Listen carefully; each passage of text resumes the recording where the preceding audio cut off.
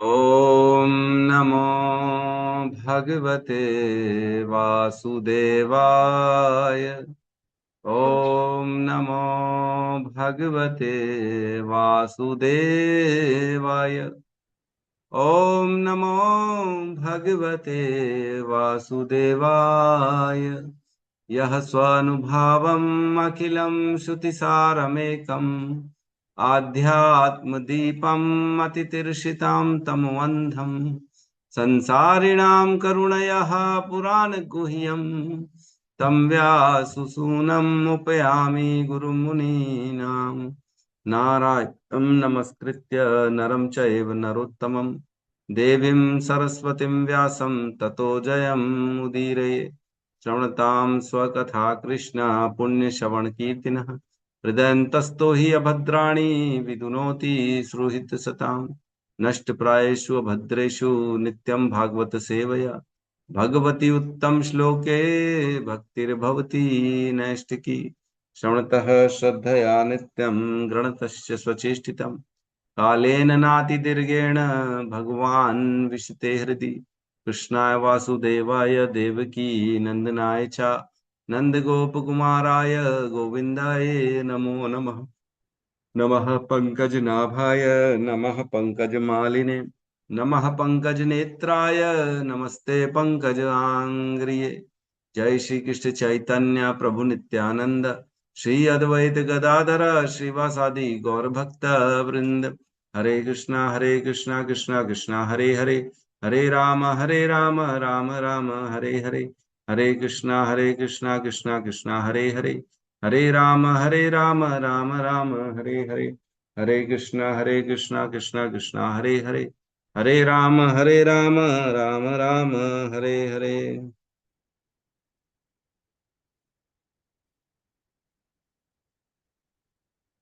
हरे कृष्णा। तो सभी का स्वागत है प्रातःकालीन श्रीमद् भागवतम के सत्र में। तो आज हमारे भक्तों की संख्या कम हो गई है।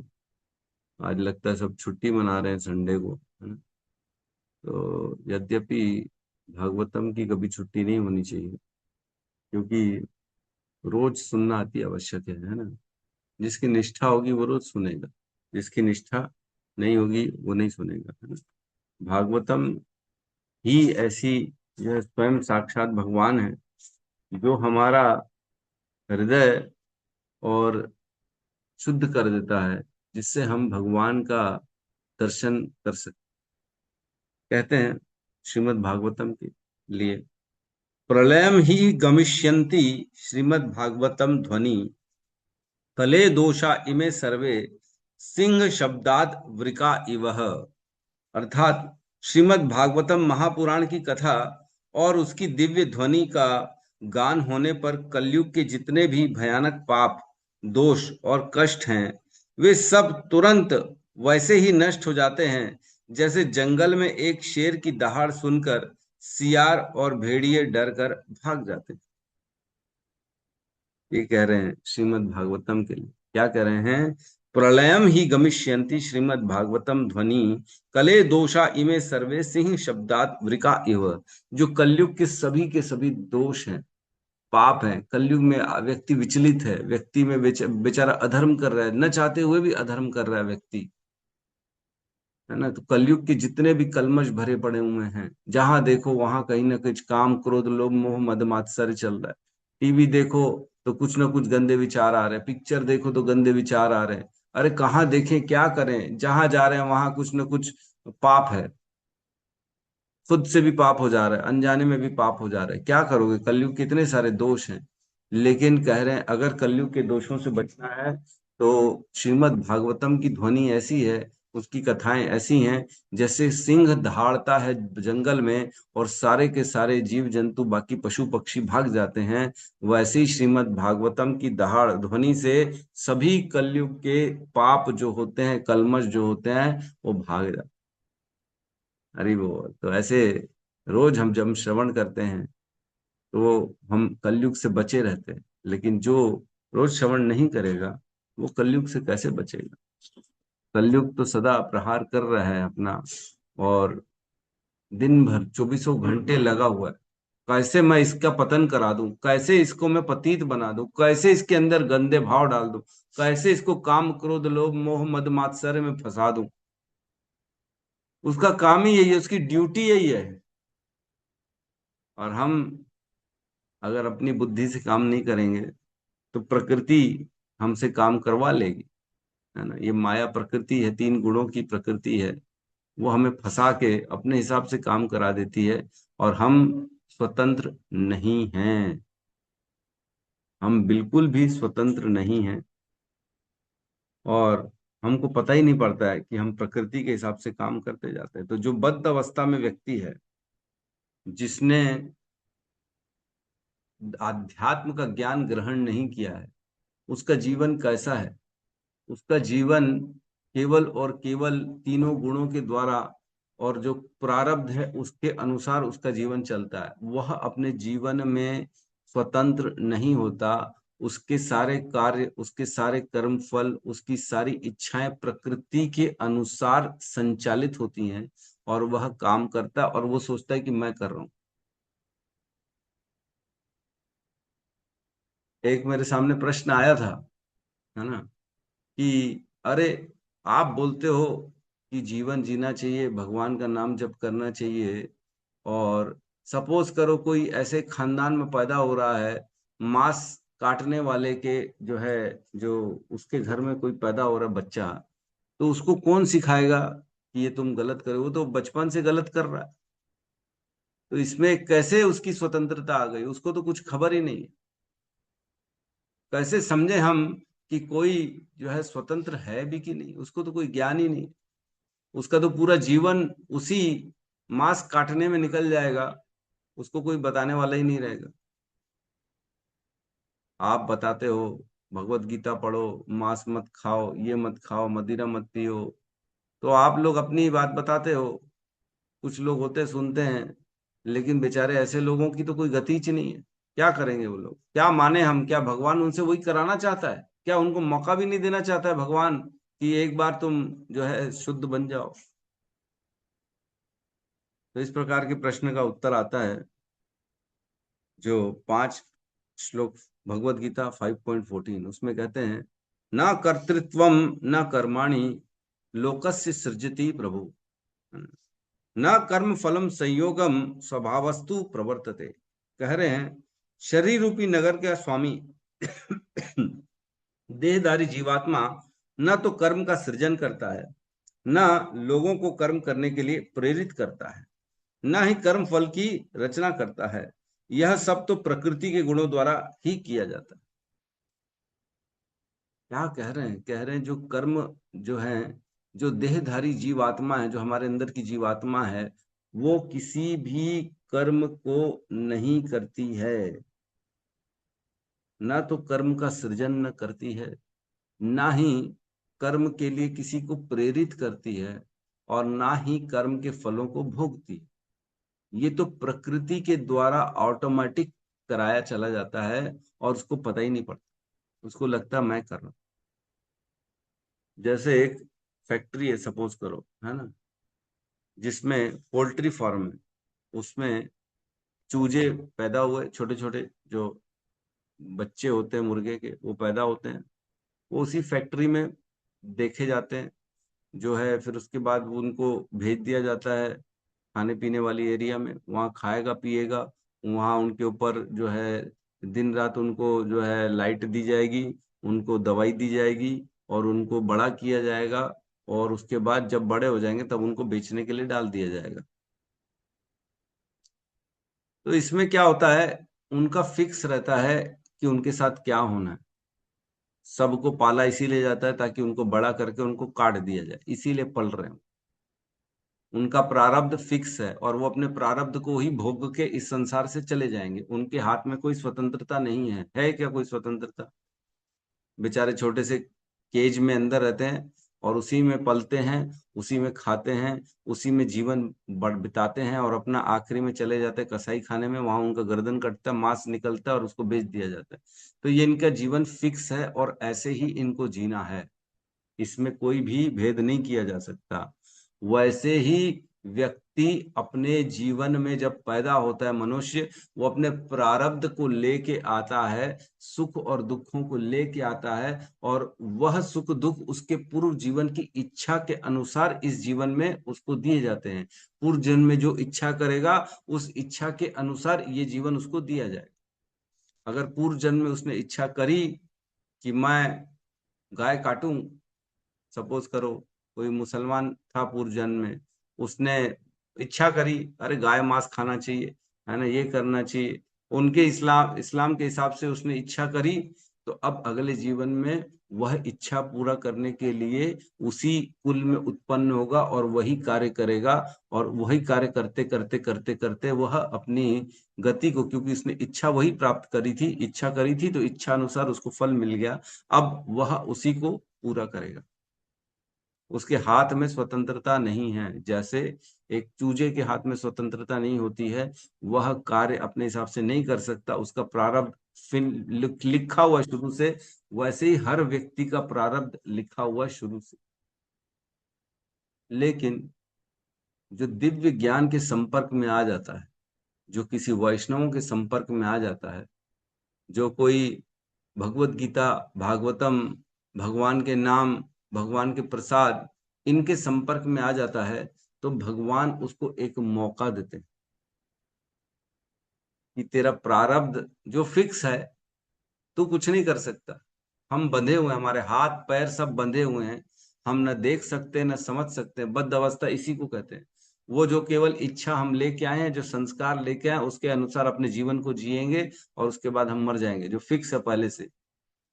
जातस ही ध्रुव मृत्यु ध्रुवम जन्म मृत्युसित तस्माद अपरिहार्यते न तो हम श्रोति तुम्हारसी। जाते साथ ही तुम्हारा जिस दिन जन्म होता है उस दिन मृत्यु निश्चित हो जाती है हे अर्जुन। मृत्यु निश्चित है, सुख दुख निश्चित है जीवन भर में। अरे तो बचा क्या? सुख दुख निश्चित है, मृत्यु जन्म मृत्यु निश्चित है, यश अपयश निश्चित है। पहले दिन से, जिस दिन पैदा हुए उसके पहले से ये सारी चीजें फिक्स हो जाती हैं, तो जीवन में बचा क्या हमारे लिए करने के लिए? दिव्य ज्ञान बचता है। जो भी व्यक्ति भगवत गीता, भागवतम, गुरु, आध्यात्म में प्रवेश करता है, उसके पास यह ज्ञान आ जाता है।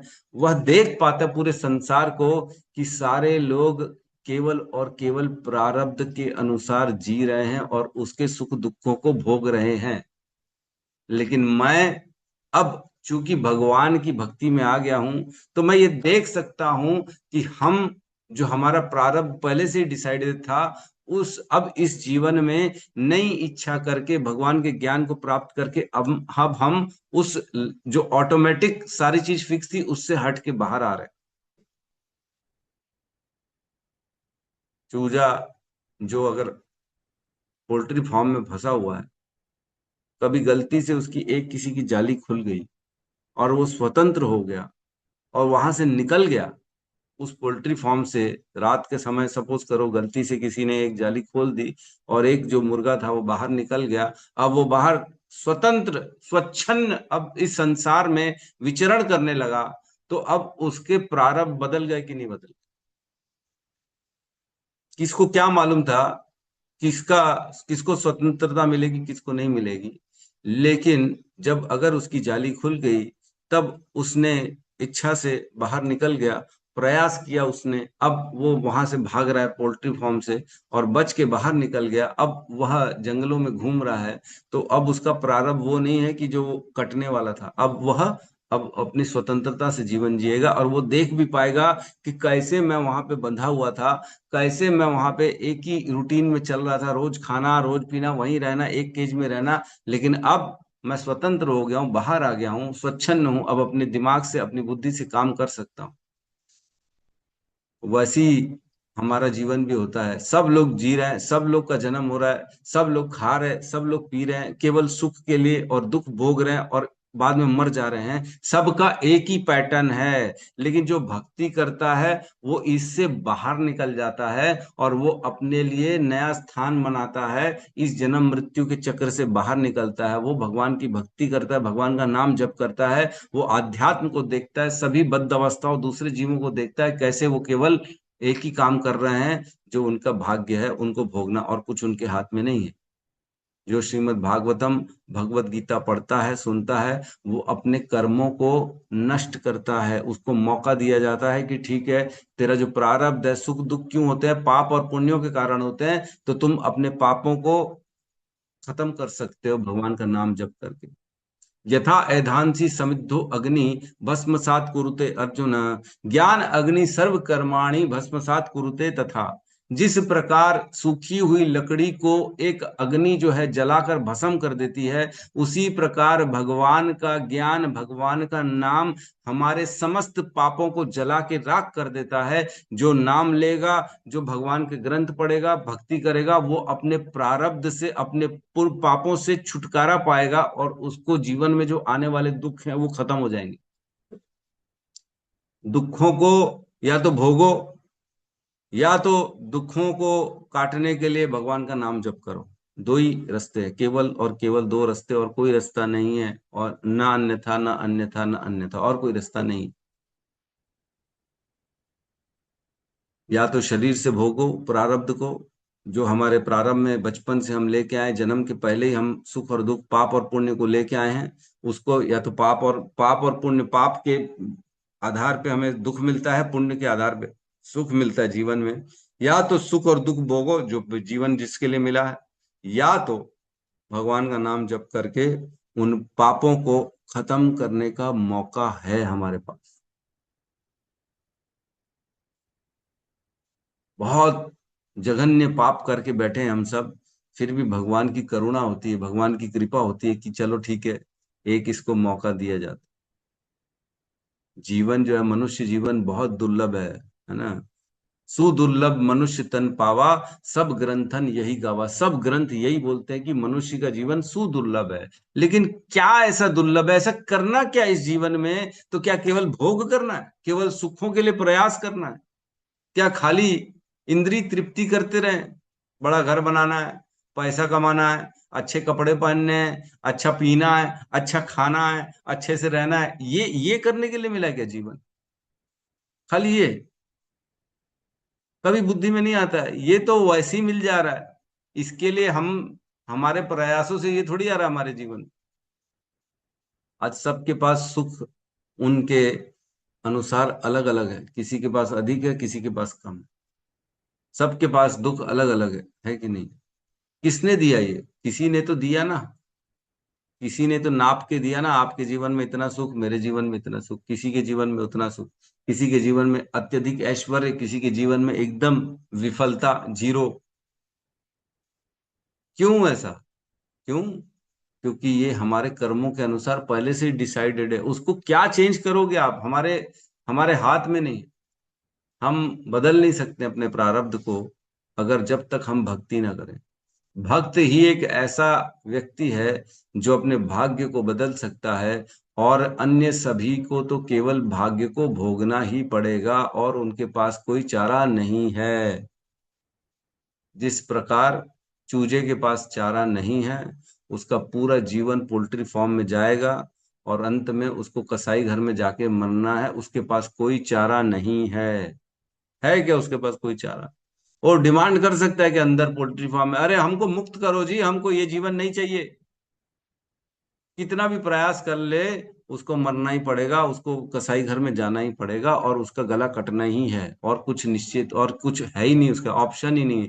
वैसे ही जो बद्ध अवस्था में है, जो केवल सुख दुख को भोग रहा है, उसके पास कोई ऑप्शन नहीं है। वो जो उसके भाग्य में है वो उसको मिलेगा। उसको सुख मिलेगा, दुख मिलेगा, परेशान होगा, अंतोदगत्वा शरीर छोड़ के चला जाएगा, जो कि पहले से निश्चित था। इस काल में इस व्यक्ति का शरीर छूटेगा, वो निश्चित है। उस समय यमदूत आ जाएंगे और उसके प्राणों को निकाल लेंगे, चाहे वो जवान हो, चाहे बच्चा हो, चाहे बुढ़ा हो, चाहे कोई भी परिस्थिति में क्यों ना हो। लेकिन लेकिन जिसके कानों में भगवान का नाम जाता है, जिसके कानों में श्रीमद् भागवतम की कथा, भगवान के गुणगान जाते हैं, वह व्यक्ति ही केवल ऐसा व्यक्ति है जो इस जीवन में आता है और अपने प्रारब्ध को हटा सकता है, और अपने पाप और पुण्यों को अपने हिसाब से भक्ति के अनुसार बदल सकता है, ताकि आगे आने वाले जीवन में कम से कम मैं ये जो ऑटोमेटिक प्रारब्ध के अनुसार जीवन जीना, उससे बाहर हो जाऊं। इस प्रकार कोई मुसलमान के घर में पैदा होता है तो बचपन से वो मांस खाता है, बचपन से वो केवल पाप करता है। उसके पास ऑप्शन ही नहीं, उसको मालूम ही नहीं है कि ये गलत है कि सही है। उसको लगता है यही सही है क्योंकि मेरे माता पिता मेरे को सिखा रहे हैं कि ये सही है, गाय काटो ये सही है। उनको यही लगता है सही है। क्यों? क्योंकि उन्होंने इच्छा यही करी थी पिछले जीवन में कि मैं ऐसा ही बनूं, तो भगवान ने ऐसा ही बना दिया तुम्हारे को, है कि नहीं? लेकिन सौभाग्यशाली हम लोग हैं जो कम से कम अपने पूर्व जीवन में शायद कहीं ना कहीं किसी की कृपा पाई होगी, जो आज भगवान का नाम और भगवान की कथा सुनने को मिल रहा है, भगवान का नाम जप करने को मिल रहा है। बहुत बहुत हमें इसके लिए भगवान को धन्यवाद देना चाहिए। प्रभु, बस ऐसे ही मेरा जीवन निकालना, आपकी चिंतन में, आपके नाम में, आपकी कथाओं में मेरा जीवन निकले, ताकि मैं इस संसार के चक्र से बाहर निकलूं और आपके धाम में पहुंचूं। हम सब फंसे हुए हैं जन्म मृत्यु के चक्र में। ये चक्र तब तक चलता रहेगा जब तक भगवान की भक्ति नहीं कर लेते। जैसे ही भगवान की भक्ति स्टार्ट होगी, विद्यन्ते सर्व ग्रंथि नाम, सारी ग्रंथियां जो है ना, जो सारे बंधन है, वो धीरे धीरे धीरे छूटना चालू हो जाते हैं, टूटना चालू हो जाते हैं, है ना। जैसे ही हम भगवान के ग्रंथों को पढ़ते हैं, भगवान के कथाओं को सुनते हैं, नाम जप करते हैं, तब सारे के सारे ग्रंथ जो है, लिखा है 1.2.21, कहते हैं, भिद्यते हृदय ग्रंथिश्च छिन्दन्ते सर्व संशय, क्षीयन्ते चास्य कर्माणि दृष्ट एवात्मन ईश्वरः। सारे के सारे काम कर्म के जो फल होते हैं वो नष्ट होना चालू हो जाते हैं, और सारे बंधन, जो ग्रंथियां होती हैं हमारे बीच में, हमारे जीवन में कर्मों की, हमने ये किया तो उसको भोगना पड़ेगा, हमने उसको गाली बकी तो हमारे साथ भी गाली आएगी, हमने किसी के साथ पाप किया तो उसके साथ गलत आचरण किया तो हमारे साथ भी वो होगा। तो ये सब बंधन में फंसे हुए हैं हम। ये बंधन कैसे टूटेंगे? जैसे ही हम भगवान का नाम जप करते, एक एक करके ये सारे बंधन, सारे कर्म, सारे पाप टूटना चालू हो जाते हैं हमारे जीवन में। और सोचो, हमको पता ही नहीं पड़ रहा है, हो रहा है लेकिन पता ही नहीं पड़ रहा है। नाम जप कर रहे हैं तो किसी को पता पड़ रहा है कि अरे आज मैंने 16 माला कर ली, तो मैंने जो है एक वो पाप किया था, जो जो मैंने नॉनवेज खाने का, आज उससे मुक्त हो गया, मेरे पास मैसेज आ गया, you are now released from your पाप। ऐसा तो होता नहीं, लेकिन हो रहा है और पता ही नहीं पड़ रहा है। ऐसा लग रहा है नाम जप करने से कुछ हो भी रहा है कि नहीं हो रहा है, लेकिन हो रहा है, पता ही नहीं पड़। तद्वाग विसर्गो जनताग विप्लव, यस्मिन् प्रतिश्लोकम अबध्यवत्यपि नामान अनंतस्य शुभ अंकितानि यत् श्रवन्ति गायन्ति गृणन्ति अभिक्षु।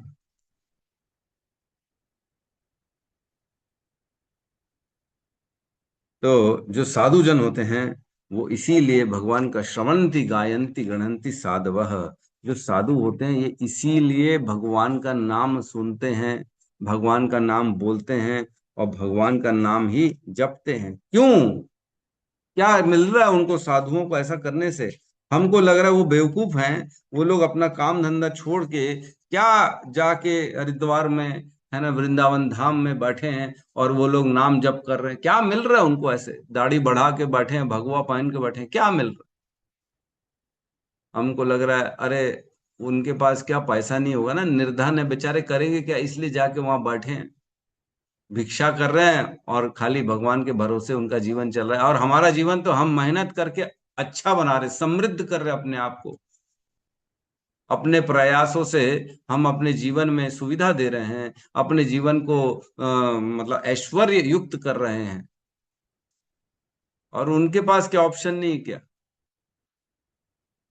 उनके पास भी ऑप्शन है, लेकिन वो करना नहीं चाहते, क्योंकि जो अमूल्य समय है जीवन का, जो हमारे पास इतना बड़ा जो संपत्ति है, समय की संपत्ति है, वो केवल भोगों में चली जाएगी, टीवी देख के चली जाएगी। 3 घंटे टीवी देख लेंगे तो क्या मिलेगा हमारे?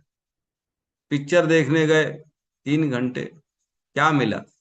समय गया, मन में अलग अलग गंदी भोग की भावना आ गई। ये भी पालूं, अरे कितनी सुंदर है, कितना बढ़िया वातावरण है, कितनी बढ़िया गाड़ी चला रहा है, कितना सुंदर मोबाइल है, कितने बढ़िया कपड़े हैं। हमारे मन में इच्छा जागृत हो रही है देख के, भगवान की इच्छा तो नहीं आई ना। मेन है सुनना भगवान के बारे में, भगवान को देखना, भगवान का प्रसाद खाना, तब जाके व्यक्ति अपने पापों से छूट पाता है। नहीं तो पाप तो लगे हुए हैं ना, पाप कैसे छूटेंगे जीवन, है ना। तो व्यक्ति जो भगवान की भक्ति में लगा है, वही एक हमारे अपने खुद के प्रारब्ध को बदल सकता है, अदरवाइज कोई नहीं बदल सकता। कहते हैं ना, यत् कीर्तनम यत् स्मरणम यदीक्षिणम यद्वंदनम यत् श्रवणम यद अर्हणम लोकास्य सद्यो विदुनोति कल्मषम,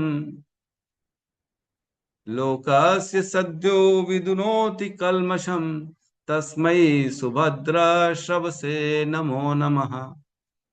क्या कह रहे हैं सुखदेव गोस्वामी कह रहे हैं, जिनका केवल कीर्तन मात्र से उनके बारे में बोल देंगे तो हमारे हृदय के सारे पाप धुलना चालू हो जाएंगे। उनके बारे में अगर सुन लेंगे तो हमारे हृदय के पाप धुलना चालू हो जाएंगे। उनका स्मरण कर लेंगे तो हमारे पाप धुलना चालू हो जाएंगे। जब हम उनके बारे में उनका वंदन कर लेंगे तो हमारे पाप धुलना चालू हो जाएंगे। जब उनको अर्पण कुछ कर देंगे तो हमारे पाप धुलना चालू हो जाएंगे।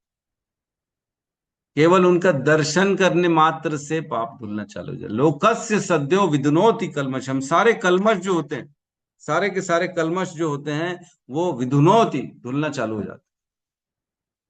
भगवान कहते हैं ना, बड़ा सुंदर श्लोक है, अभी आएगा 8वें अध्याय में 2.8 में। कहते हैं कि प्रविष्ट कर्ण रंध्रेन, अगर प्रविष्ट कर्ण रंध्रेन, आगे कहते हैं बड़ा सुंदर है, स्वभाव नाम सरोरुहम दुनोति शमलम कृष्ण शलीलस्य यथा शरद। प्रविष्ट कर्ण रंध्रेन, अगर किसी के कर्ण कान के जो ये कान है ना, कान के पर्दे में श्रीमद् भागवतम भगवान का नाम प्रवेश करता है, सपोज करो प्रवेश करता है, प्रविष्ट कर्ण रंध्र, केवल प्रवेश मात्र किया, तो क्या कहते हैं उससे, स्वभाव नाम सरोरुहम, उसका जो स्वभाव होगा व्यक्ति का, वो भगवान के नाम के द्वारा सरोरुहम मीन्स कमल के जैसा निर्मल बन जाएगा। कमल कैसा शुद्ध होता है, उसका स्वभाव कैसे होगा, धीरे धीरे भगवान के नाम मात्र से क्या होगा, सरोरुहम कमल के समान हो जाएगा। और क्या कह रहे हैं, धुनोति शमलम कृष्ण, और उसके चित्त में जो भी पाप है, जो भी गंदगी है, उसको धोते हैं। सली धुनोति शमलम, सारे के सारे पाप उसके हृदय के वो धुलना चालू हो जाएंगे कृष्ण के द्वारा। धुनोति शमलम कृष्ण कैसे, सलीलस यथा शरद, जैसे शरद ऋतु आती है, उसमें बारिश आती है, बारिश से सारा वातावरण शुद्ध हो जाता है, जो तालाब होते हैं उनका जल स्वच्छ हो जाता है। अगर किसी गंदे तालाब के पानी में स्वच्छ जल की बारिश होती रहेगी तो वो भी स्वच्छ हो जाता है। शरद ऋतु आती है तो कैसे वातावरण शुद्ध लगता है, सारे पेड़ हरे भरे एकदम साफ सुथरा लगता है। वैसे ही भगवान हमारे हृदय में समस्त चीजों को शुद्ध कर देते हैं, पापों को काट देंगे, हमारे स्वभाव को शुद्ध कर देंगे, एकदम कमल के जैसा निर्मल बना देंगे।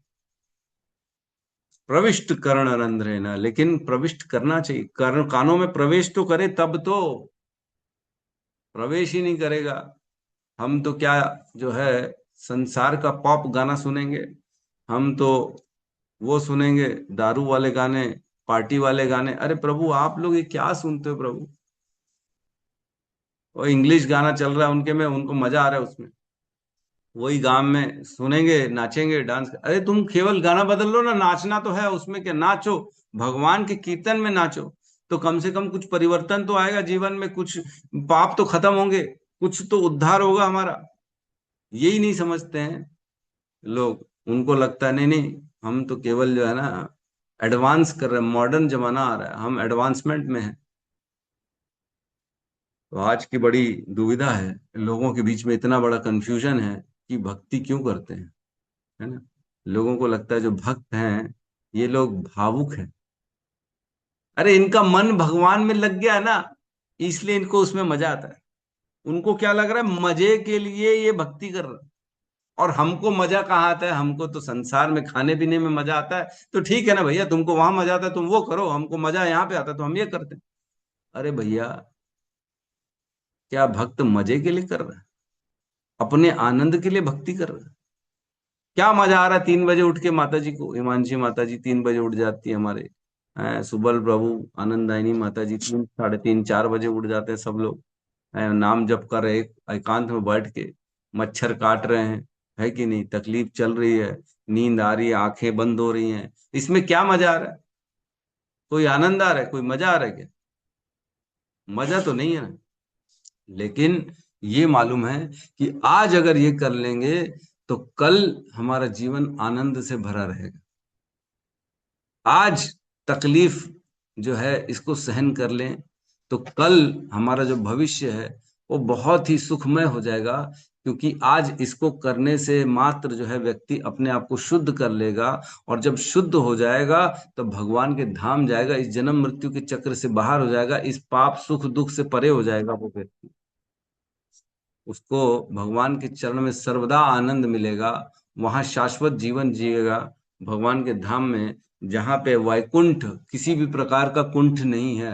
वैकुंठ जाएगा, बिना कुंठा के रहेगा वहां पे, है कि? इसलिए व्यक्ति प्रयास करता है कि मैं इसी जीवन में कैसे भी करके भगवान के चरणों में प्रेम प्राप्त कर लूं, नाम जप करके अपने आप को शुद्ध कर लूं, अपने हृदय की ग्रंथियों को काट डालूं, अपने सारे कर्मों को भगवान को अर्पित कर दूं, ताकि मेरे अंदर, मेरे ऊपर कर्म का बंधन ना लगे, है ना? कर्म का बंधन अलग लग रहा है, जो कर्म कर रहे हैं उसका बंधन चढ़ता जा रहा है। किसी को पैसा नहीं दिया, अगर कोई आ गया किसी को गाली बक दी, तो कर्म का बंधन लग गया है। किसी का पैसा खा के बैठे हैं, सपोज करो 5,000, 10,000, तो अब क्या होगा? उसके चक्कर में दोबारा जीवन लेना पड़ेगा, और उसका कर्जा चुकाने के लिए अगले जीवन में फिर से उसके पास जाना पड़ेगा और उसको पैसा देना पड़ेगा, और अब तो ब्याज के साथ में देना पड़ेगा। तो ऐसा अगर हमको लग रहा है कि हम किसी का पैसा खा के बड़े वाह वाह बेवकूफ बना लिया, पैसा खा लिया, अब तो क्या है, अब ऐश करो। अरे भैया, ये पैसा खाया हुआ पचेगा थोड़ी, ये निकल जाएगा और अगले जीवन में आना पड़ेगा इसको देने के लिए वापस। ये कर्म का बंधन है। अवश्य में भोक्तव्यम कृतम कर्म शुभाशुभम, जो भी शुभ और अशुभ कर्म करते हैं उसको भोगना ही पड़ेगा। ना शियते भुगते कर्म कल्प कोटि शतैरपि, कितने भी योनि क्यों ना निकल जाए, कितने भी जीवन क्यों ना निकल जाए, किसी का भी कोई भी हमारे द्वारा किया गया कर्म बंधन वो खड़ा रहता है और वो दोबारा हमको वापस करना पड़ता है। आज माता पिता की सेवा बच्चे कर रहे हैं। किसी किसी माता पिता के बच्चे उनको गाली भी दे रहे हैं। किसी किसी माता पिता के बच्चे उनका वध कर दे रहे हैं, पैसे नहीं दे रहे दारू पीने के लिए, तो कितना पेपर में आता है, कुल्हाड़ी ली बेटे ने, माँ की गर्दन काट डाली, पैसा नहीं दिया दारू के लिए। तो ऐसा भेद क्यों आ रहा है? क्या कारण है? कारण यही है, कर्म का बंधन है। जिसने पूर्व जन्म में सेवा करी थी उसको इस जन्म में भी सेवा मिलेगी। जिसने पूर्व जन्म में कटु वचन कहे थे उसको इस जन्म में अब कटु वचन वापस मिलेंगे। जिसने पूर्व जन्म में मर्डर किया था, इस जन्म में अब उसी का मर्डर हो जाएगा, उसी को मार दिया जाएगा। कर्म का बंधन चल रहा है, लोग देख के भी नहीं समझ रहे हैं। उनको लग रहा है ओहो कलयुग है, ये तो कलयुग है और कुछ नहीं है, ये तो होता रहता। अरे होता कैसे रहेगा जी? अपने कर्म सुधारो तो आगे तुम्हारे साथ नहीं होगा। आज हम अपने कर्म नहीं सुधारेंगे तो कैसे हमारा भविष्य सुखमय हो पाएगा? लोगों को लगता है बस चालाकी से अपने अपना फायदा कर लो, और चालाकी से तो हम जी चालाकी से कर लेते हैं, हमारा काम हो जाता है। ऐसा नहीं होता जी, चालाकी से कुछ नहीं होता, सब धरा का धरा रह जाएगा। और यहाँ पे सारे के सारे जो है बंधनों को वापस करने आना पड़ेगा, जो खाया पिया है वो वापस करने आना पड़ेगा। किसी का, प्रभुपाद कहते थे 10 रुपए भी अगर हमारे पास है ना, तो उस 10 रुपए के कारण सोचो दोबारा जन्म लेना पड़ जाएगा। इसलिए जिसका भी याद है जिसको भी लेन देन अगर हमको करना है तो उसको जाके दे दो, भैया पकड़ो तुम्हारा पैसा, हाथ जाके, मेरे को नहीं चाहिए। या वो पैसा जाके भगवान को दे दो, मंदिर में डाल दो, हे भगवान ये मेरे पास पैसा आया हुआ है, आओ आपको वापस कर रहा हूँ, आप उसको दिलवा देना भैया, मैं तो इस बंधन से छुटकारा पा लिया। किसी से लेना है तो ये विचार कर लो कि भैया मेरे को देना था पैसा, पिछले जन्म में मैंने इसका पैसा खाया था, इस जन्म में इसने मेरा पैसा खा लिया, बात बराबर, अब हमारा कोई लेना देना नहीं है, नमस्कार, ना मेरे को इससे पैसा लेना है, ना मेरी कोई इच्छा है इससे वापस लेने की। ऐसा विचार कर लो तो बंधन से छूट गए, है ना? नहीं तो बंधन खड़ा रह जाएगा, दोबारा आना पड़ेगा इस संसार में, फिर मनुष्य योनि में आना पड़ेगा या अन्य योनियों में आना पड़ेगा उस कर्म को, बंधन को काटने के लिए। फिर नए कर्म करेंगे, फिर उनको भोगने के लिए आना पड़ेगा, फिर नए कर्म फिर भोगना पड़ेगा, इसी में लगे हुए पूरा जीवन, तो बचा क्या फिर? वही तो कह रहे हैं ना भगवत गीता में, ना कर्मा ना कर्तृत्वे न कर्माणि लोकस्य सृजति प्रभु। ना शरीर के अंदर जीवात्मा कोई कर्म का सृजन करता है, ना ही वो कर्म करने की प्रेरणा कराता है, ये तो सब प्रकृति के द्वारा कराया जाता है। वो कर्म फल भी नहीं भोग रहा, वो सारे के सारे उसके द्वारा किए गए जो बंधन थे उसी को भोग रहा है, और कुछ नहीं चल रहा, ऑटोमेटिक जीवन चल रहा है उसका।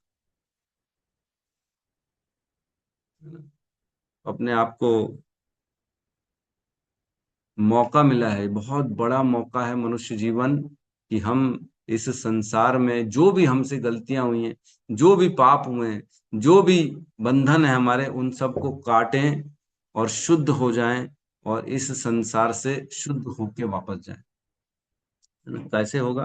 तो कहते हैं, एतत् संसूचितम ब्रह्मन तापत्रय चिकित्सितम, है ना, यद ईश्वरो भगवती कर्म ब्रह्माणि भावितम। इसको हमने पढ़ा था पहले स्कंद में, उसमें कहते कैसे कर्म के बंधन से छुटकारा होगा, कैसे क्या करना पड़ेगा। तो कह रहे एतत् संसूचितम ब्रह्मन, ये समस्त लोगों ने ये बताया है ना, कि विद्वान द्वारा यह निर्धारित किया गया है, एतत् संसूचितम ब्रह्मन तापत्रय चिकित्सितम, ये जो दुख हमारे जीवन में आ रहे हैं, इनकी चिकित्सा क्या है, इनका उपचार क्या है। जीवन में दुख नहीं चाहिए सबको, यही यही तो है ना उद्देश्य, दुख नहीं चाहिए ना, इसीलिए तो कार्य कर रहे हैं। तो इसका उपचार है क्या? लोग काम करते पैसा कमाते सोचते मेरे जीवन से दुख चला जाएगा, लेकिन इससे नहीं जाने वाला। कैसे जाएगा? यद ईश्वरो भगवती, भगवान के शरणागत होके, कर्म ब्रह्मादि कर्म कर्म ब्रह्माणि भावितम, सारे कर्म भगवान को अर्पित कर दो, और सारे कर्म अर्पित कर दोगे तो आप उन कर्म के बंधनों से मुक्त हो जाओगे, और उसमें जो पाप और पुण्य है उससे छुटकारा मिल जाएगा, तब आपके जीवन में दुख नहीं आएगा। 1.5.32, 1.5.32 अनुवाद इस प्रकार, हे ब्राह्मण व्यासदेव, विद्वान द्वारा यह घोषित किया गया है कि समस्त कष्टों तथा दुखों के निवारण का सर्वोत्तम उपचार यह है कि अपने समस्त कर्मों को पूर्ण पुरुषोत्तम भगवान की सेवा में समर्पित कर दिया जाए। समस्त कर्मों को भगवान को समर्पित कर देंगे, तब हम इन सभी तापत्रय चिकित्सितम, ये जो तीन प्रकार के ताप आ रहे हैं ना जीवन में, आदि दैविक, आदि आत्मिक, आदि भौतिक। आदि दैविक मीन्स देवताओं के द्वारा जो ताप आ रहे हैं, बाढ़ आ जा रही है, कोरोना आ जा रहा है, और अन्य अन्य जो प्रलय आ जा रही है, छोटी मोटी गर्मी इतनी आ जा रही, भीषण गर्मी आ जा रही है, ये सब आदि दैविक दुख आता है जीवन में। आदि भौतिक मीन संसार में दूसरों के द्वारा, है ना, मच्छर काट रहा है, सांप काट रहा है, दूसरे व्यक्ति हाथ पैर तोड़ रहे हैं, गाली बक रहे हैं, ये सब क्या है? दूसरों के द्वारा दिया गया जो ताप है, ये आदि भौतिक कहलाता है। और आदि आत्मिक अपने अंदर से ही, अंदर से हृदय में डिप्रेशन आ रहा है, मन में जो है भावना आ रही है सुसाइड की, मेरे जीवन में कुछ अच्छा नहीं हो रहा, मैं फेलियर हूं, मैं ये हूं, मैं वो हूं, इस तरह का भाव आ रहा है। तो आध्यात्मिक भाव, ये तीन तरह के ताप आ रहे हैं व्यक्ति के, हर किसी के जीवन में, और इसी में परेशान है हर व्यक्ति, और वो अपना उद्धार समझ ही नहीं पा रहा है कि मेरे जीवन में मैं करूं क्या, क्योंकि उसे मालूम ही नहीं है कि करना क्या है, क्योंकि उसे भगवत गीता पढ़ाई नहीं गई, क्योंकि उसने कभी भगवत गीता सुनी नहीं, उसने कभी नाम जप किया नहीं, वो कभी ऐसे वैष्णवों के संग में नहीं रहा जो भगवान के भक्त हैं। तो हर व्यक्ति भटक रहा है इस संसार में, और भटकते भटकते भटकते भटकते कभी कभार किसी के जीवन में भगवान का नाम आ जाता है, तो ये विशेष कृपा मिलती है उसे भगवान की। और वह अगर इस कृपा को एनकैश नहीं किया, अगर इसके प्रति वो शरणागत नहीं किया, तो दोबारा उसको उसी सुख दुख वाले, जो भाग्य प्रारब्ध वाले उसमें डाल दिया जाएगा। जो ऑटोमेटिक मोड में सुख दुख भोग रहा है, जन्म मृत्यु चल रहा है, उसमें डाल दिया जाएगा। लेकिन जो व्यक्ति भगवान का नाम के प्रति सचेत हो जाता है, भगवान के भक्तों के संग में आके भक्ति करता है, वह उस जगह से निकाल के बाहर कर दिया जाता है कि अब इसका समय आ गया है, ये अब जो चक्र चल रहा है जन्म मृत्यु का, उससे बाहर निकालेगा। अब ये अपना भाग्य अलग बनाएगा, ये भगवान के धाम जाने वाला व्यक्ति है ना। अनेक जन्मों के बाद, बहुनाम जन्मनाम अंते ज्ञानवान माम प्रपद्यते वासुदेवम सर्वम इति स महात्मा सुदुर्लभः। बहुत जन्मों के बाद, बहुनाम जन्मनाम अंते ज्ञानवान माम प्रपद्यते, जो ज्ञानी बनता है वह मेरी शरण में आता है, भगवान करे बहुत जन्मों के बाद। बहुनाम जन्मनाम अंते, है ना, ज्ञानवान माम प्रपद्यते, जो भगवान की भक्ति कर रहा है बेसिकली वो ज्ञानी है। और वह इस ये ऐसे कर पा रहा है, ऐसा क्यों कर पा रहा है? क्योंकि उसने बहुत जन्म बिता चुके हैं। हमारे आपके अनेक अनंत जन्म हो चुके हैं, हमें एक भी याद नहीं है। लेकिन दूसरों को पैदा होते और मरते देख के कम से कम अनुमान तो लगा सकते कि हाँ जन्म मृत्यु हो रही है, मैं भी ऐसे ही पैदा हुआ था और मैं भी एक दिन ऐसे ही मर जाऊंगा। तो मरने के बाद क्या होगा? फिर दोबारा पैदा होंगे, फिर मरेंगे, मरेंगे तो जन्म मृत्यु चलता रहेगा। इस प्रकार मेरे भयंकर जन्म हो चुके। भगवान कहते भी हैं बहुनाम ही अपना क्या कहते हैं, भगवत गीता के चौथे अध्याय में श्लोक है ना, जिसमें कहते हैं हे अर्जुन, तुम्हारे मेरे अनेक जन्म हो चुके हैं। बहुने बहुनामी व्यतानी जन्मानी तव च अर्जुन, तान्याम तस्याहम वेद सर्वाणि न त्वम वेद परंतपः। तुम्हारे और मेरे बहुत जन्म हो चुके हैं अर्जुन, लेकिन तुम किसी को याद नहीं रख सकते, और मैं सबको याद रखता हूँ, मुझे सब याद है ना। तो भगवान जो है, बहुनी में व्यतीतानी, बहुनी में व्यतीतानी जन्मानी तव च अर्जुन, बहुनी में व्यतीतानी, तुम्हारे और मेरे बहुत जन्म हो चुके हैं अर्जुन, हमारे भी बहुत जन्म हो चुके हैं। सिर्फ और सिर्फ जैसे पोल्ट्री फार्म में चूजा पैदा होता है, उसका भाग्य, उसका टारगेट, उसका निश्चित रहता है कि वो मरेगा कहाँ, जाके कसाई घर में मरेगा। वैसे ही हमारे भी जन्म हो चुके बहुत सारे, हमारे मृत्यु भी हो चुकी बहुत सारी, सब पहले से निश्चित था। लेकिन अब हे अर्जुन, तुम मेरे ज्ञान में आए हो, अब इसको धारण करो, मेरे शरण में आओ, और समस्त पापों से मुक्त होके तुम मेरे वैकुंठ धाम में आ जाओगे, है ना। भगवान कहते हैं ना कि जो महात्मा होता है वह इस दुखालयम शाश्वतम ना अपनोति महात्मा सन सिद्धिम पराम गति माम उपेते तु कौंतुए पुनर्जन्म न विद्यते। जो मेरे शरण में आता है उसका दोबारा पुनर्जन्म नहीं आता, और वो इस संसार, जो दुखमय संसार है, उसमें दोबारा उसका जन्म नहीं होता।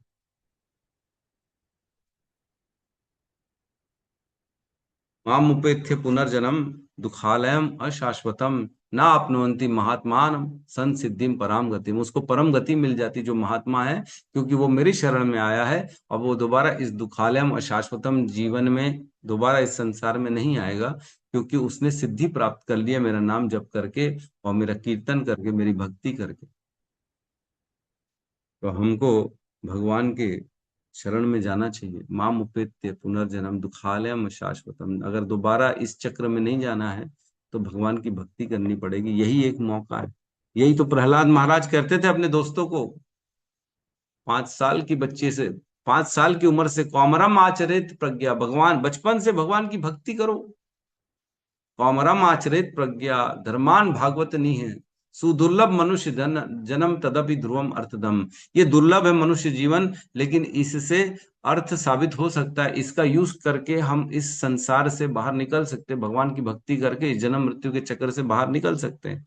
मनुष्य जीवन में एक और एक यही मौका दिया गया है विशेष, और किसी जीवन में नहीं है। कुत्ता बन जाएंगे तो क्या जय श्री राम बोल पाएंगे, हरे कृष्णा बोल पाएंगे? नहीं बोल पाएंगे। गधा बन जाएंगे तो क्या बोल पाएंगे, हरे कृष्णा कृष्ण कृष्ण हरे हरे, हरे राम राम राम? नहीं बोल पाएंगे। लेकिन मनुष्य जीवन में मौका दिया गया है कि आप पढ़ो, गुरु के अनुगत हो जाओ, गुरु के आदेश के अनुसार भक्ति करो और साधना करो और अपने जीवन का उद्धार करो। जीवात्मा जब तक भगवान के धाम नहीं जाती है, तब तक अलग अलग योनियों में केवल और केवल वो भ्रमण कर रही है, और केवल अपना जो समय खराब कर रही है। वो शरीर मिल रहा है, शरीर को अपना समझ रही है, शरीर के अनुसार सुख दुख भोग रही है और चले जा रही है, और कुछ नहीं। यद्यपि जीवात्मा इन सब से परे है ना? बताया ना, न कर्तृत्वे न कर्माणि लोकस्य सृजते प्रभु। वो जीवात्मा को इन सब से कोई लेना देना नहीं है, कर्म से, कर्म के फलों से, है ना? कर्म के लिए किसी को प्रेरणा भी नहीं देता है, कर्म फल से भी कोई लेना देना नहीं जीवात्मा का। लेकिन फिर भी क्योंकि हम अपने शरीर को मैं समझते हैं, इसलिए हम सोचते हैं मैं कर्म कर रहा हूं और मैं इसको भोग रहा हूं। ऐसा कुछ भी नहीं। हम कुछ नहीं कर रहे हैं, ये पहले से ही प्रारब्ध के अनुसार हमारे जीवन में हो रहा है। और वो उस हमको केवल ऐसा लगता है कि मैं कर रहा हूं। जैसे पिक्चर देखने जाते हैं मूवी हॉल में, थिएटर में, लाइट बंद कर दी जाती है कि नहीं? और बढ़िया सीन चलाया जाता है, एक के बाद एक के बाद एक। हमको ऐसा लगता है कि खुद अंदर सुख दुख आना चालू हो जाता है, अपने आप को इमेजिन करना चालू करते हैं, वाह वाह कितना सुंदर है। कोई गंदी घटना होगी, कोई बहुत ज्यादा दुख वाली घटना होगी, तो हमारे भी आंख से आंसू आ जाते हैं कि ओ हो, इतना दुख कैसे हो रहा है, कैसे? तो वो क्या वाकई में हमारे साथ हो रहा है? नहीं हो रहा। लेकिन हमको केवल इस बात का भ्रम हो रहा है कि मैं उसके साथ हूं और वो घटना मेरे सामने हो रही है, इसलिए उसका सुख और दुख हमको होता है। यद्यपि वहां केवल एक पर्दा है और कुछ नहीं है। ये भ्रम होता है। उसी प्रकार जीवन में भी भ्रम होता है कि ये मेरे करने से सुख आ रहा है, मेरे करने के कारण दुख आ रहा है। लेकिन ऐसा कुछ नहीं है, सुख दुख ऑटोमेटिकली आता है। जो प्रारब्ध में किया गया है वो ऑटोमेटिकली आएगा। इसलिए केवल सुखों के लिए, सुख बढ़ाने के लिए, दुख घटाने के लिए समय देना, ये अपव्यय है समय का। ऐसे में तो पूरा जीवन निकल जाए। केवल इल्यूजन, भ्रम में पूरा जीवन जीते हैं हम कि मैं कर रहा हूं, मैं करने वाला हूं। केवल भ्रम चल रहा है।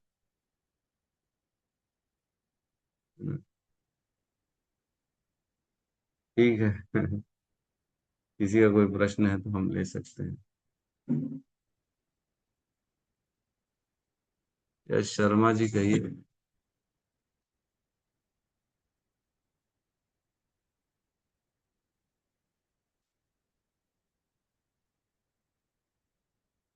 कहिए, आपका अनम्यूट नहीं है प्रभु, आपकी आवाज नहीं आ रही, अनम्यूट करिए।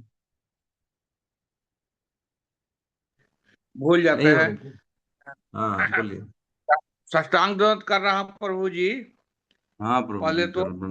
और आपको इस प्रकार सुधारने का व्याकुलता देख करके बात से पता चलता है कि कितना व्याकुलता आपके मन में है कि लोग में सुधार हो। इसके लिए मैं आंतरिक दिल से नमन करता हूं प्रभु जी, आंतरिक दिल से नमन करता हूं प्रभु जी। मैं कुछ समझा हूं, पहले से ज्ञान तो नहीं है उतना, लेकिन समझे तो है। जैसे अभी प्रारब्ध का किया गया प्रभु जी, प्रारब्ध तो मैं जान रहा हूं। अब आपने वर्णन इसमें कर चुके हैं, लेकिन विभक्त क्रम वाइज कितना है प्रभु जी? अगर यह मैं जान रहा हूं, मुझसे कहिएगा तो मैं बताऊंगा लेकिन मैं प्रभु जी के द्वारा जानना चाहता हूँ, ये नहीं कि मैं परीक्षा के हिसाब से कर रहा हूँ, ऐसा भाव नहीं मेरे मन में है। लेकिन जैसे प्रारब्ध का है, तो और कितने कर्म, जैसे सात्विक राजस और तामस है, तो इसी कर्म में भी, ये अध्यात्म में जो प्रारब्ध के अनुसार है, वो कर्म कितने हैं प्रभु जी, उसका का प्रक्रिया है, और बने तीन कर्म का इसका कितने हैं, कर्म प्रश्न हो कितने गया हैं? एक तरह से। जी जी जी, ये संसार कर्म प्रारब्ध जैसे हम्म आपने कर्म वर्णन ऐसा कर देखो, चुके हैं। हमने हमने पढ़ा है, कर्म की जो बताई गई श्रेणियां, वो 4 श्रेणियां बताई गई हैं। एक नियत कर्म होता है, एक नैमित्तिक, एक नियत कर्म होता है, एक नैमित्तिक कर्म होता है, और एक आपातकालीन कर्म होता है। और 4 कर्म थे। गौतम बुद्ध प्रभु याद है क्या आपको?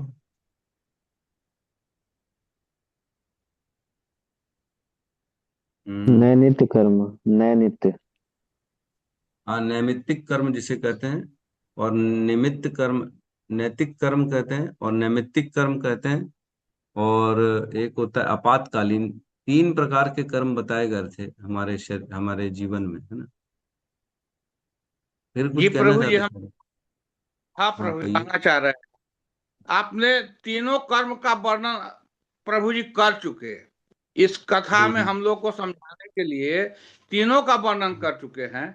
तो मैं भी, अब संत संसर्ग में कुछ रहा, कुछ ज्ञान हो गया, इसलिए कहा कि मैं जानता हूँ, लेकिन प्रभु जी के मुख से जानना चाह रहा था। लेकिन आप तीन कह चुके सर। तो हम लोग जो संत महात्मा से, अपने गुरु से, या जो भी सुने हैं, पहला संचित कर्म है, जो जन्म जन्मांतर का, जिसने आपने कह चुका। दूसरा प्रारब्ध है, जो उसके अनुसार हम लोग को अभी मिला है।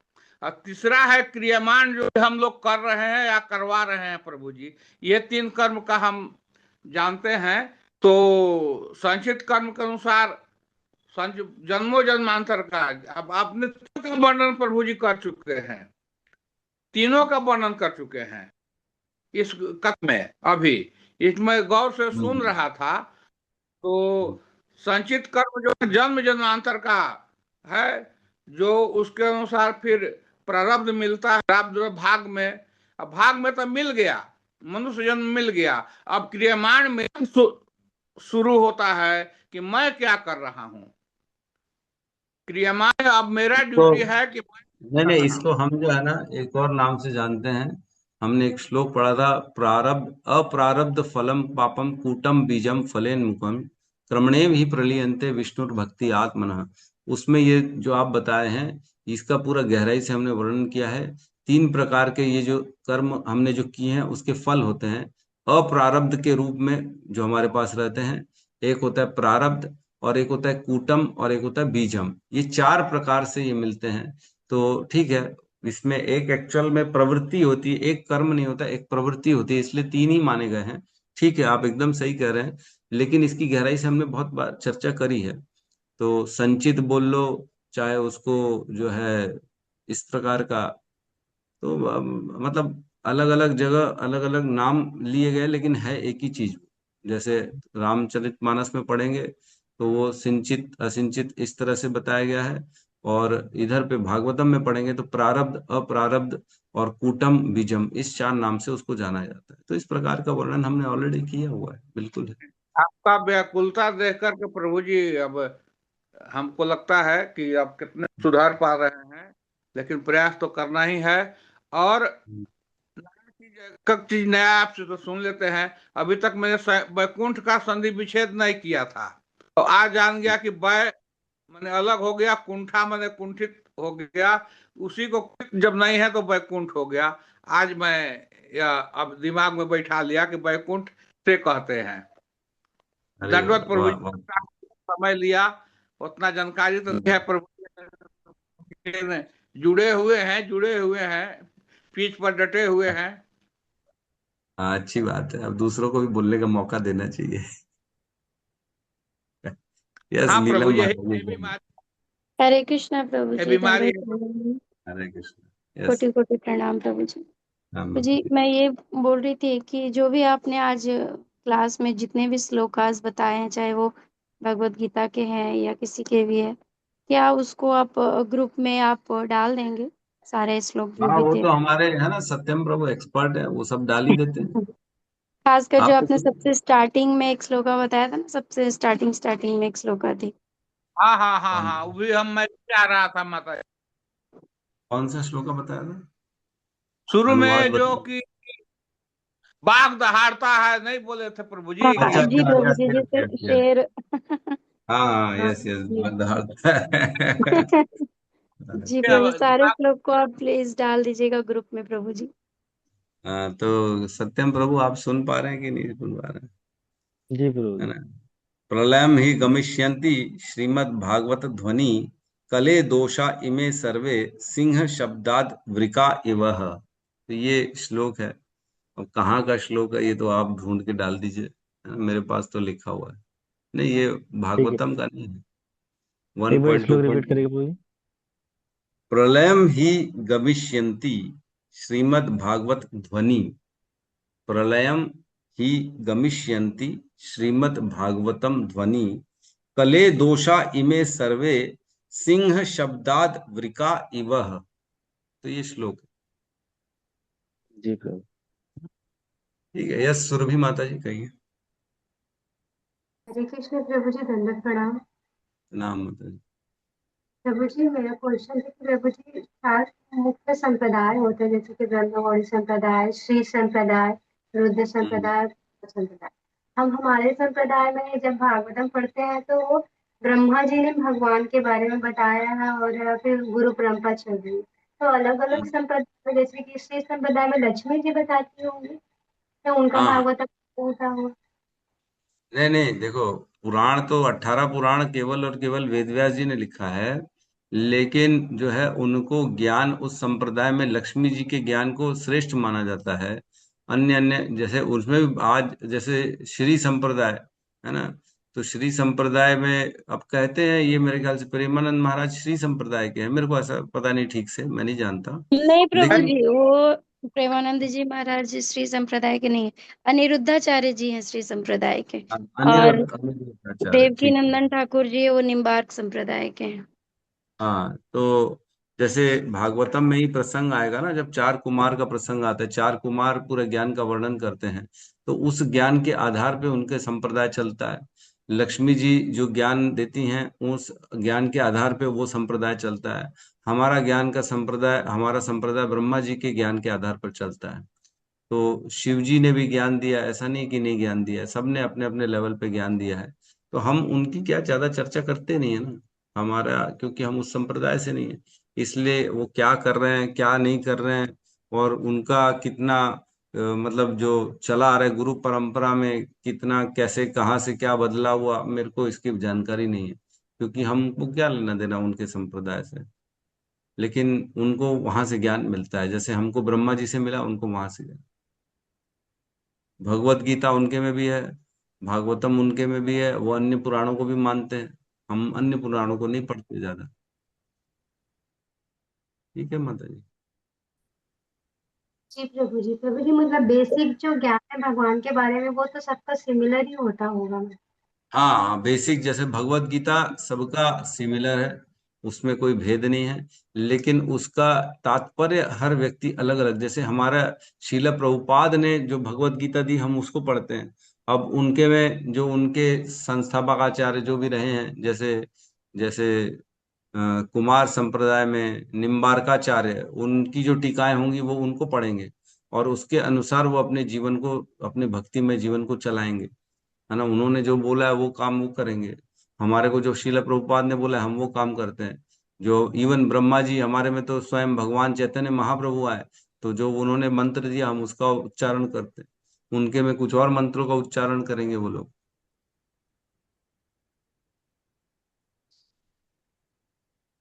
ठीक है माता जी।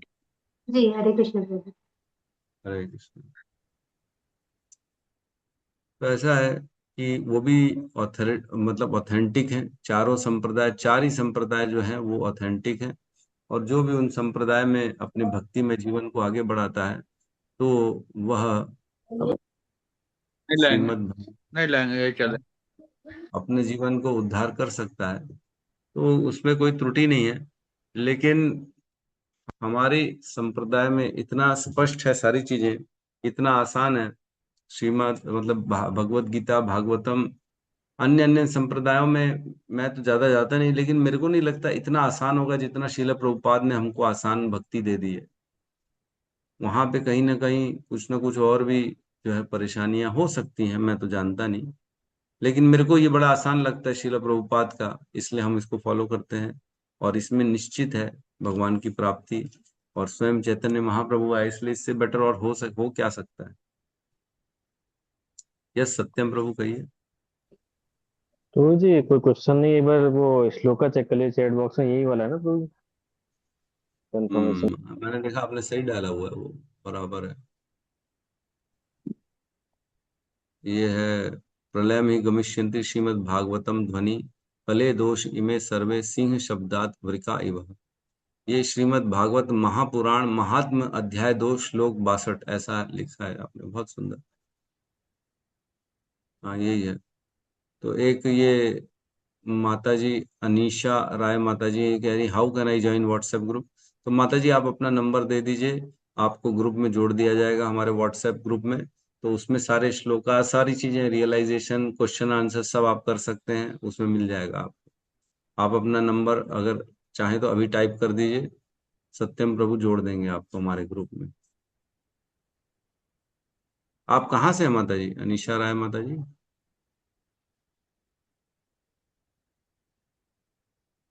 सत्यम प्रभु नंबर देख पा रहे हैं आप? जी ब्रो। है ना? ये नंबर आप जोड़ लीजिए, चैट बॉक्स में नंबर आया हुआ है, हमारे ग्रुप में जोड़ लीजिए। कोरबा से है माता जी अनीशा राय माता जी। तो सुरभि माता जी की पक्का आप फ्रेंड व्रेंड होंगी मेरे को लगा। सुरभि माता जी कोरबा से ही है ना? ठीक है, ठीक है। तो अन्य किसी प्र- के कोई प्रश्न है? प्रभु जी, इस बार थोड़ा सा वो क्या जंगल में शेर जैसे दहाड़ता है, उसका थोड़ा सा ऊपर का थोड़ा सा समझा दो, अच्छा, ठीक है। थोड़ा सा। हाँ, तो ये भागवतम महात्म्य का श्लोक है, जिसमें कह रहे हैं, प्रलयम ही गमिष्यन्ति श्रीमद् भागवत ध्वनि, है ना, कले दोषा इमे सर्वे सिंह शब्दात वृका इव। तो कह रहे श्रीमद् भागवतम महापुराण की कथा और उसकी दिव्य ध्वनि का ज्ञान होने पर कलयुग के जितने भी भयानक पाप, दोष और कष्ट हैं, वे सब तुरंत वैसे ही नष्ट हो जाते हैं जैसे जंगल में एक शेर की दहाड़ सुनकर सियार और भेड़िए डरकर भाग जाते। तो ये श्रीमद् भागवतम महात्म का श्लोक है, जिसमें कह रहे देखो, ये हमारी मजबूरी है कि कलयुग में हमको रहना है, और कलयुग के पापों को हमको करना ही पड़ता है, न चाहते हुए भी। जो है अशुद्धता आ जाती कई बार खाने में, है ना, उसको खा लेते, पता ही नहीं पड़ रहा है। अब घी मंगाया है, अब डुप्लीकेट घी आ गया, वो चर्बी से बनाया हुआ घी है सपोज करो, ऐसे ही चल रहा है बाजारों में, तो है कि नहीं, तो वो खा लिया, व्यक्ति न चाहते हुए भी पाप हो गया। बोन चाइना की कप प्लेट है, उसमें खाना खा लिया, तो हड्डियों से बनी हुई है ना बोन चाइना, पता ही नहीं उसको, और उसको ज्ञान ही नहीं है, और मजबूरी में मतलब गलती से उसने खा लिया क्योंकि ज्ञान नहीं, तो पाप हो रहा है। रोज खा रहा है बोन चाइना की प्लेट में खाना, रोज पाप हो रहा है, पता ही नहीं पड़ रहा है उसको। तो ये कलयुग का क्या है, दोष है। कलयुग के कलमश ऑटोमेटिकली व्यक्ति के जीवन में आ जाते हैं, उसको पता ही नहीं पड़ता, है ना। बेल्ट पहन रहा है लेदर का, तो चमड़े का, उसमें पाप है। जूता पहन रहा है चमड़े का, तो उसमें पाप है, उसमें पशु का वध हो चुका है। तो पता ही नहीं उसको, उसको तो लग रहा है ये तो फैक्ट्री से बन के आता है ना, इसमें कहाँ कोई जो है पशु वध थोड़ी हुआ इसमें, किसी को मालूम ही नहीं। माता जी लोग लिपस्टिक लगा रही हैं, लिपस्टिक में पशु वध से छोटे छोटे एकदम बारीक जो इंसेक्ट्स होते हैं उनको मार के लिपस्टिक बनाई जाती है। तो पाप हो रहा है, पता ही नहीं पड़ रहा है। शैम्पू लगा रहे हैं, तेल तेल कौन सा ला रहे हैं पता ही नहीं पड़ रहा है, वो कौन सा फिश ऑयल है किसी में, मछली का तेल भी आ रहा है आजकल बाजार में, पता ही नहीं पड़ रहा है हम कौन सा खा रहे हैं, कुछ पता ही नहीं पड़ रहा।